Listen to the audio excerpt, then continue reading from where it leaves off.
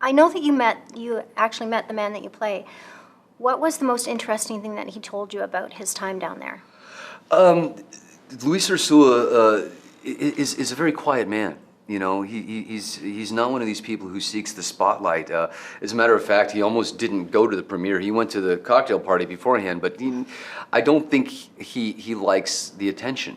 And that was very informative to me. You know, that this was a guy who is very proud of his job, but he was a boss who's not aggressive. He's an alpha male who's not confrontational.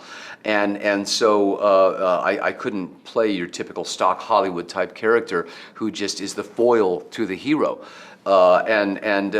Knowing that, and knowing, you know, his commitment to his family, his commitment to his faith, all of these things helped me to I hope, create a three-dimensional character who is dealing with a very real life or death situation, and dealing with it in a realistic, albeit emotional way.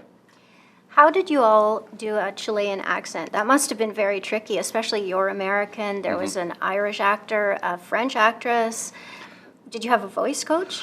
What is really wonderful is that Patricia, you know, she had all the bases covered, and we had a vocal coach, Claudia Del Vasco, who was fantastic. I mean, and this is perhaps one of the most international casts ever assembled.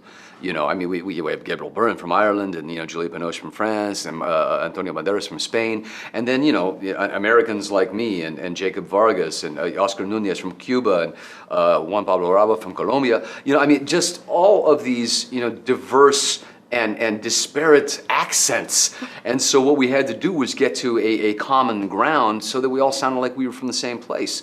So we were constantly checking in with Claudia. She was watching every take. She would, you know, remind us. And we had these mouthpieces in too, sometimes plumpers to make our faces a little bigger because we were losing weight, you know, during the film.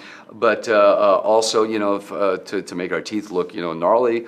And so we would have to speak around those as well. So I mean, it was a very interesting process, but one, thank goodness, I think in the final analysis where, you know, we all sound like we sound, but we sound like Chileans, you know, in the film. I heard that you actually filmed in a cave. Was that claustrophobic? Yeah, we actually filmed in salt mines, two different mines in a tiny little mining town called Zipaquira, which is just outside of Bogota. And fortunately, no one, you know, was overly claustrophobic.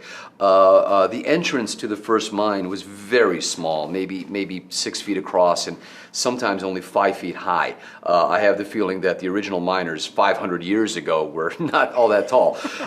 So I had to, you know, crouch down to enter the mine, but then it eventually opened up into larger caverns, and that's where we filmed. But you know, lugging all of the equipment, getting the entire crew in and out every single day was a bit of a task. And just one last question, what's next for you? Oh my goodness, I'm very fortunate. The fourth season of Longmire is now running on Netflix. I actually do a guest spot on Blind Spot on NBC next week.